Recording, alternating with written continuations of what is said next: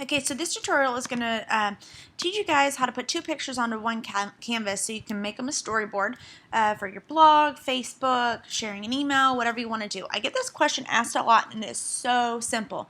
The picture right here is an example of what we're trying to achieve. What I do is I select two pictures that I want to open. Before I get to that, let me tell you, there are templates out there. There's free templates at Coffee Shop Blog. I know that Phototel, Sassy Designs, I'm trying to think some others have ones that you can purchase for relatively inexpensive that will run the action. It opens, puts it in for you, or uses a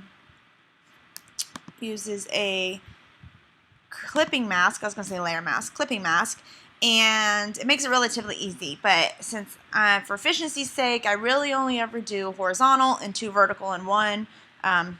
It's two separate files, obviously, if you guys seen on my blog. So anyways, all right, so let's open up the two pictures that you want. I've already opened it up. My Photoshop is running slow because I have 50 million things open today. And so I'm going to go ahead, I'm going to copy my first one over. I've either got Command or Control C, or I can go to Edit Copy, because I want to select this whole entire picture. Now, one thing I want you to note that if you just ran an action on a picture, you want to pull it over, make sure you flatten it. If you look at my right-hand corner down at the bottom of my Layers palette, it shows that it's flattened because it just has the background layer. Now, if I had a layer mask, it's not going to copy over. And so I want it flattened because I want everything that I've just edited to it to be done. So we're going to copy that, and let's go ahead and Control or Command N. It's Command N on Mac, Control N on PC. Or you can just do File New to get a new canvas is what we're wanting to do. Well, now you can look at here and it says that the width is about 2800. Well, I know that I got two pictures of about that width. I automatically just know that my pictures created because the size of my files are typically about 2832 like this one. So I just go, since I know that I need at least 5500, 5600, 57, I don't know. So I just make a 6000 width. I don't adjust the height at all. And then I paste in the picture. That's either Command or Control V. Or you can go to Edit Paste.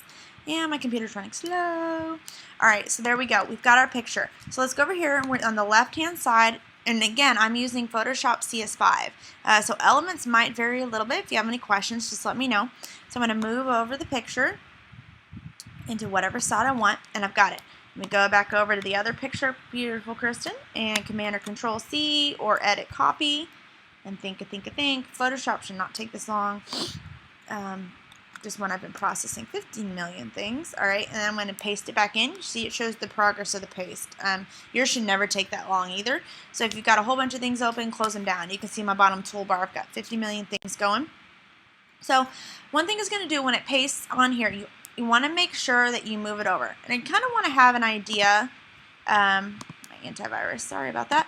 You kind of want to have an idea where you want the picture to go. Oh my goodness. Okay.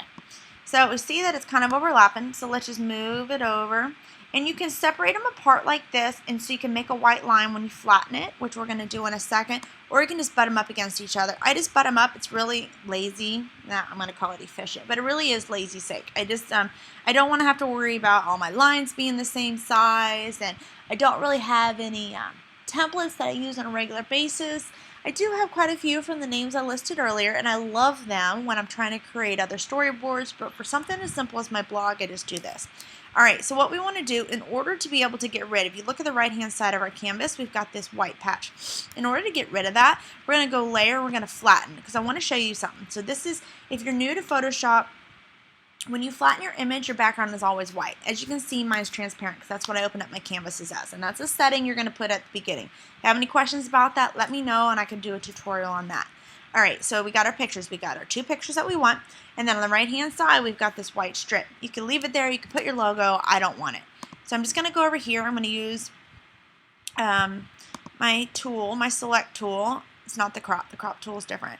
Alright, so then we're going to select all the area that we want to crop to. I'm not using the crop tool, I'm using the select and crop. The crop tool automatically, let me just show you, it automatically up here in the left hand corner selects the size that I want to crop the entire picture to. At this time I want to keep the sizes as they are, and you'll see why in a second. So I'm going to use the rectangular marquee tool and then go to image and crop because I want to get that white portion out. Alright, and so then I have two options because I didn't want to resize, because now every time I process, I save a blog size. That is an action that automatically sharpens and resizes for my blog. And I also have a Facebook one. I have to run them separately, obviously. And the Facebook one is totally rad. 12K Facebook action. I don't know if it's still free on their page, but you could check it out. And that way they're automatically sized and I can upload as I need for where I'm going. And like for here, it's already flattened. You can see my layers palette. We're good. Kind of add my watermark. And then I would open up my actions, run my actions, and I'm done. And that is it. If you have any questions, email me at rachel@rachelbranke.com or post to the Facebook page or on the blog. Talk to you later.